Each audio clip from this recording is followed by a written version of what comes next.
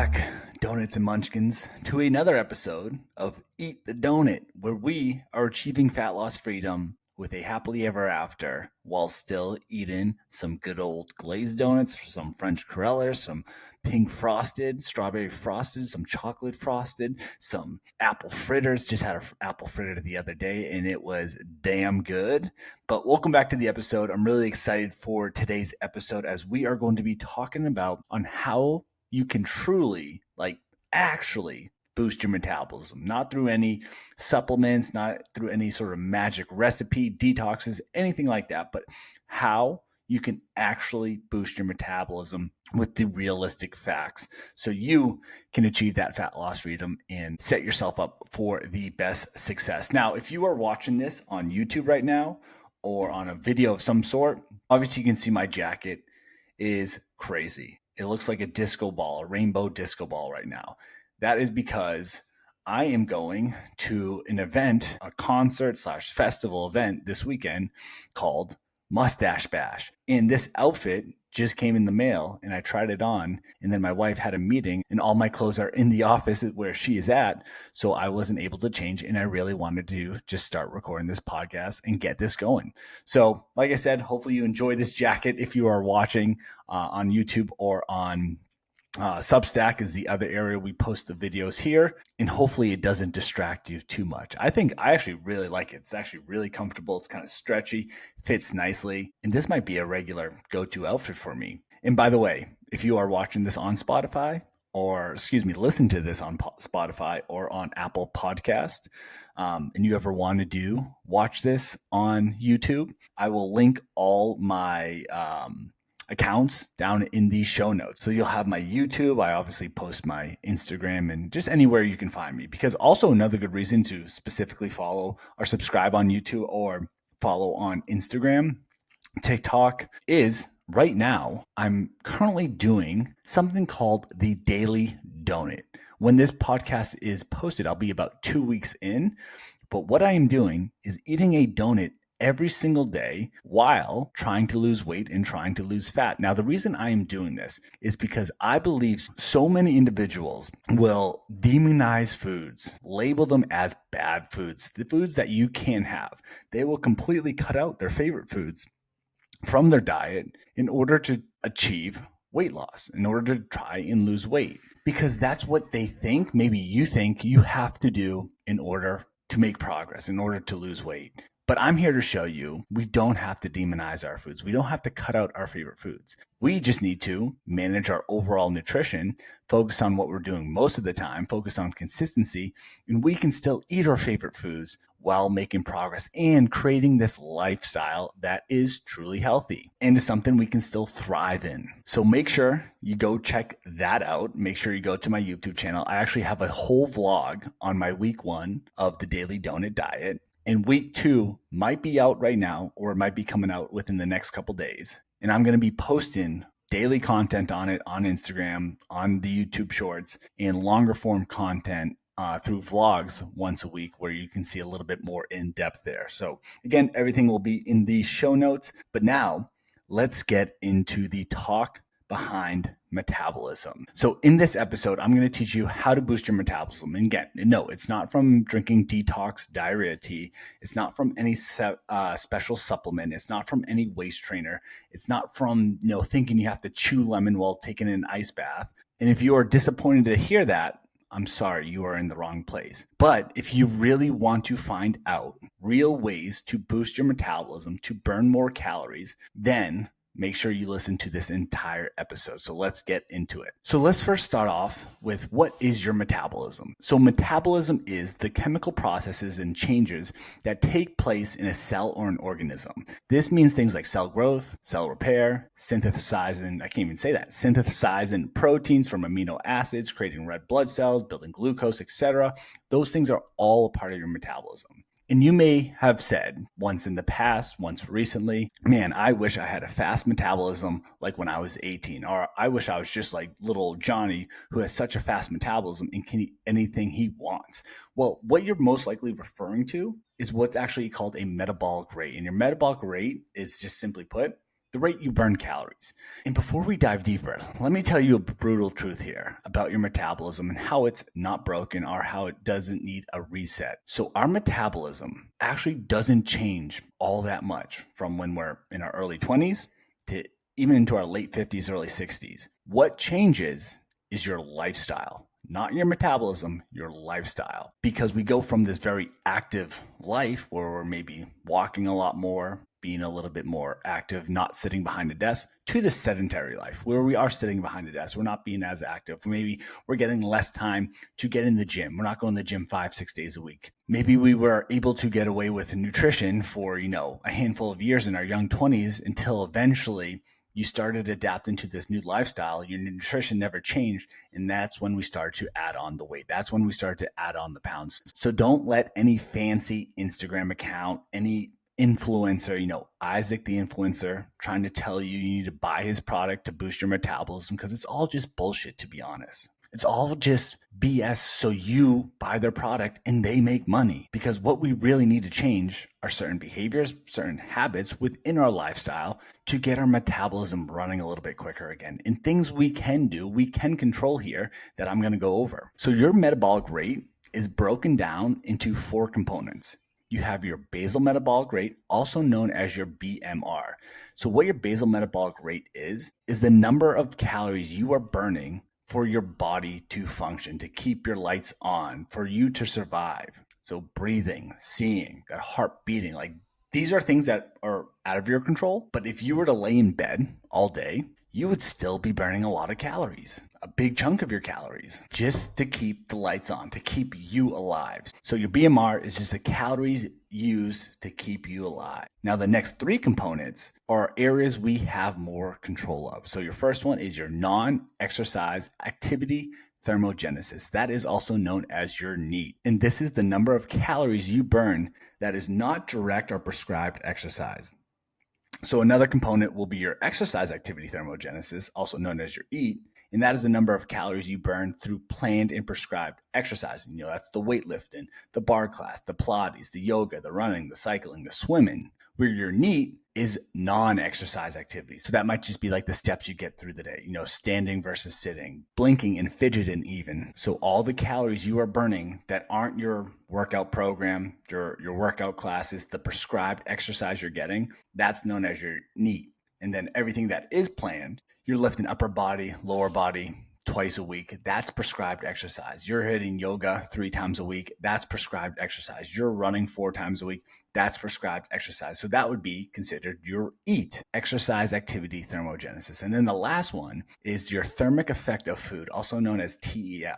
And this is the number of calories you burn through digestion. When you eat food, your body must expend some energy, aka burn calories, to digest, absorb, and then store the nutrients in the food you've eaten. So there's an impact there as well, which we'll get into. Your thermic effect of food, your TEF, the calories you burn through digestion. And these are the areas that we are going to focus on and control in order to start boosting our metabolism, having a higher metabolic rate. So first up is your NEAT. How do you get more NEAT in? How do you increase your non-exercise activity thermogenesis? Is simply put, you just walk more, getting more daily movement, getting more steps. By moving more daily, you are now burning more calories throughout the day, meaning you have a higher metabolic rate. And most people underestimate how much increasing their steps, the power of getting more daily movement in outside of the gym, can impact their fat loss journey, because they overestimate how much their gym sessions are doing it. And that's great. If you're going to the gym 2, 3, 4, 5 times a week,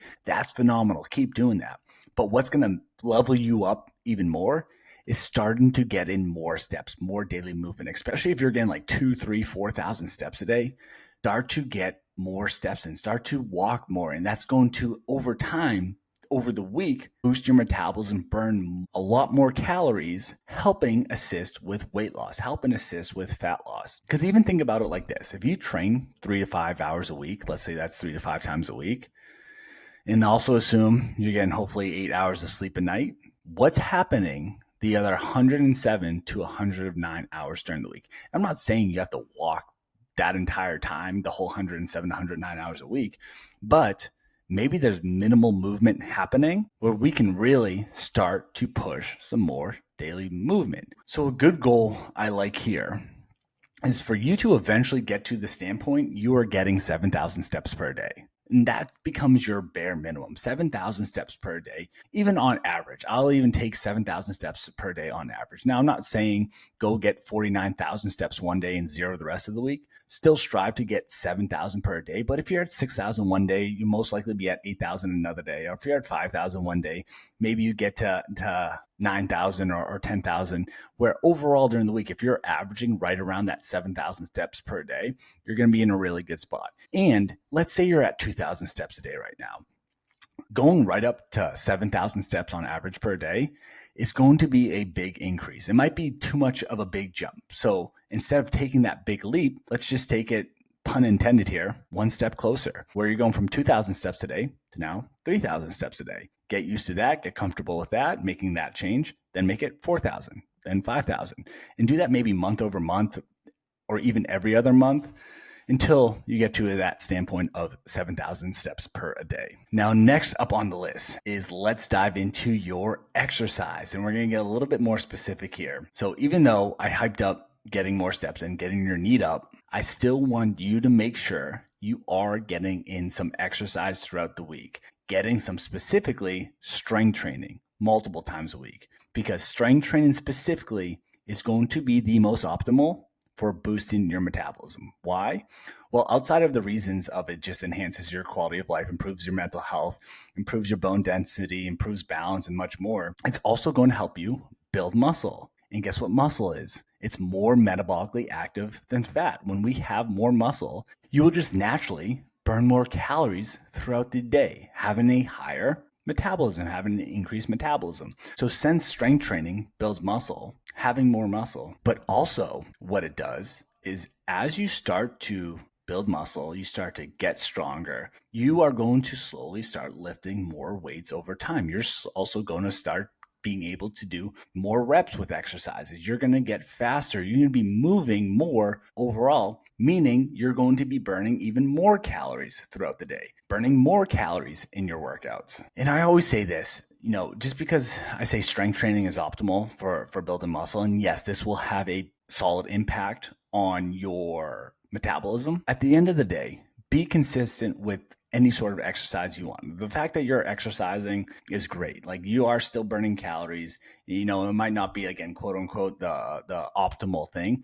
But if you're doing classes, cycling, running, Peloton, Zumba, bar classes, Pilates, like all those things, that's phenomenal. I still encourage you to strength train. Yes, because it helps build muscle and build strength and helps boost your metabolism. But like the benefits I said before, it's the best translate over into your quality of life, helping with longevity, your mental health, helping you improve bone density and balance, which is huge as we get older, because that is one of the biggest causes of death is we fall over, we break a hip, we're unable to brace or have the bone density to take the impact of that fall where we break a bone, we become sedentary, we become immobile, and it can lead to death, which not to scare you or anything, but those are even more reasons why I'm such a big fan of strength training. So keep doing all your classes if you like your classes, but maybe start throwing in a day or two of strength training as well to help complement with those classes and to help complement with boosting your metabolism and help complement improving your quality of life and your longevity. All right, number 3, we go to your thermic effect of food. So specifically here, when it comes to eating, this is where another reason protein is so damn important. Eat ya dang protein, because protein has the highest thermic effect of food. So what does that mean? It means by consuming more protein, you burn more calories during the digestion process versus carbs and fats. So when you eat carbs and fats, yes, there's still a thermic effect of food. There's still that process of you burning calories through digestion, but protein is going to have a higher thermic effect. You are going to burn even more calories. Not only that, it's going to help you stay full for longer, so you're not eating as many calories. It's also going to help with maintaining and building your muscle, which also helps complement your metabolism as well. As we know, muscle is more metabolically active So protein can be such a great impact on improving your metabolism, or boosting your metabolism, I should say, because the reality is there's nothing wrong with your metabolism. By the way, if you do think there's something wrong with your metabolism, I actually meant to start with this or say this in the early on. Instead of talking to Isaac the influencer, go to your doctor. Go get some blood work done. Go get it tested. Actually see if there's something going on. Because if there is, great. Let's find a solution for that then. Let's maybe get on some medication to help fix that.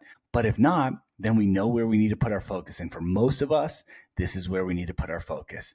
Moving our body more, strength training, eating more protein. So when it comes back to specifically protein, our goal is to try and get 0.7 grams as a bare minimum, 0.7 grams per a pound of body weight, or obviously if you're specifically trying to lose weight and lose fat, your goal body weight. So if I'm, 230 pounds, I'm trying to get down to 200 pounds. My minimum would be 140 grams of protein per day, if not higher. Now, I'm specifically right around that 200-pound mark. I actually try to get 180 grams to 200 grams per day, if not more, and that works well for me. But at a bare minimum, 0.7 grams protein per pound of body weight or goal body weight. Now, there's a couple more areas I just want to talk about, a couple more tips with boosting your metabolism, especially if you are in a fat loss phase, if you are in a weight loss phase. When you are cutting your calories, the goal isn't to cut your calories as low as possible. Your goal is to cut your calories and keep them as high as possible, but still trying to make progress. Roughly you want to lose about 0.25% to 1% of weight loss and fat loss per week on average, because some weeks it's going to be a little bit more, some weeks it'll be a little bit less. But on average, if you lose 4 pounds in a month, that's 1 pound a week. That's a good rate of progress. But when we keep our calories higher, our metabolism then stays higher and it becomes more sustainable for the long run. You're able to keep that deficit a little bit more longer, more enjoyable, by the way, but a little bit longer, while also still making progress and not plateauing so quickly. So again, the goal isn't to cut our calories as low as possible, make progress as quickly as possible. It's to keep our calories as high as possible, to be able to eat as much as possible, with making progress as sustainable as possible and keeping that metabolism sustained as well and more managed as well. Also, we do want to make sure we are getting enough sleep. Don't overlook sleep. Sleep should be the number one supplement you are taking care of. It is one of the most underrated factors when it comes to fat loss. And when we lack sleep, what it ends up leading to is a increase of hunger, because our leptin hormone decreases, which your leptin is the hormone that helps with satiation, helping you recognize you're filling up, you're full, you're satiated.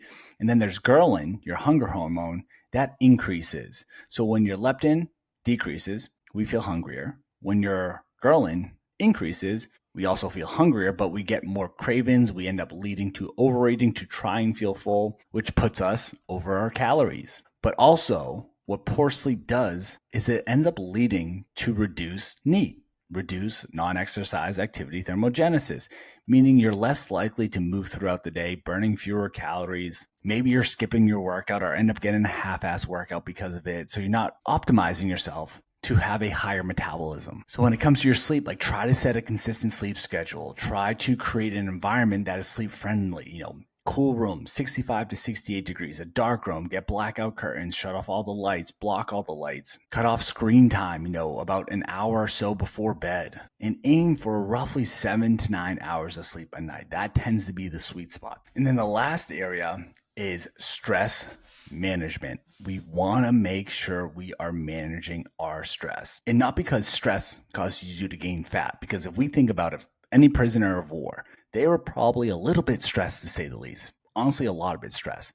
But we see them get super skinny, super fragile, because they're not being fed, they're not eating. So we know they're in a calorie deficit. But for us, when we get stressed, we end up getting this desire for hyperpalatable foods, for cravings, the sugary, fatty, sweet, salty snacks with the perfect crunch, the perfect amount of flavor. You think of the Doritos, the chips, the pizza, the cookies, the ice cream, all that stuff. We end up having an increase in hunger and cravings because of our stress being up.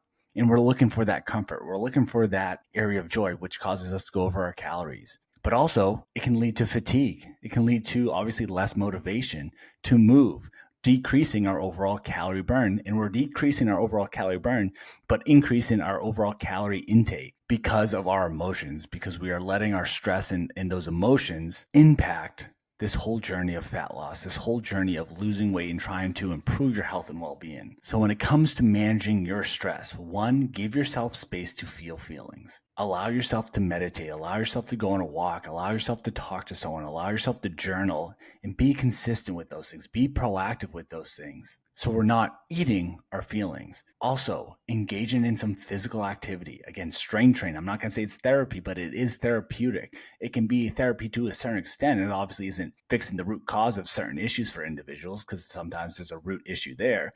But it can give you endorphins. It can give you stress relief that can help you manage that stress throughout the day. Even doing some breath work. I talked about meditation earlier, but deep breathing. This is why yoga can be so impactful, and why people love it, is the therapeutic effect it has with all the deep breathing that goes through that. But even simply just sitting here right now and taking 5 deep breaths, big inhale and a big exhale, nice and slow.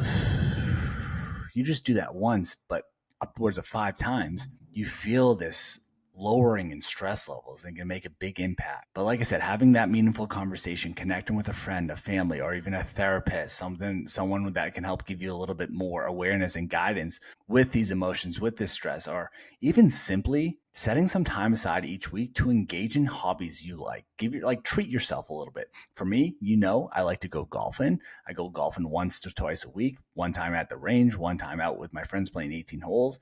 But it's an activity that kind of gets me away from life and reduces my stress, even though it causes me a lot of stress because I suck at it. But it is overall net positive and does promote some joy in my life. So I'm finding, rather than finding joy through food, I'm getting it through golf, and that's satisfying that need for me. So all in all, remember, boosting your metabolism doesn't have to come through any sort of supplement, any sort of quick fix, right? We're trying to nail down these 3 components out of the 4 components where we burn calories, our metabolic rate. So like I was saying, we have our BMR, basal metabolic rate, in which we burn calories just to stay alive. You can sit in bed all day and you could still stay alive and your body is still burning calories. But our non-exercise activity thermogenesis, our NEAT, is our calories we burn through movement outside of our prescribed exercise. Then we have our exercise activity thermogenesis, our E, which is the calories we do burn through exercise, our prescribed exercise, our planned exercise.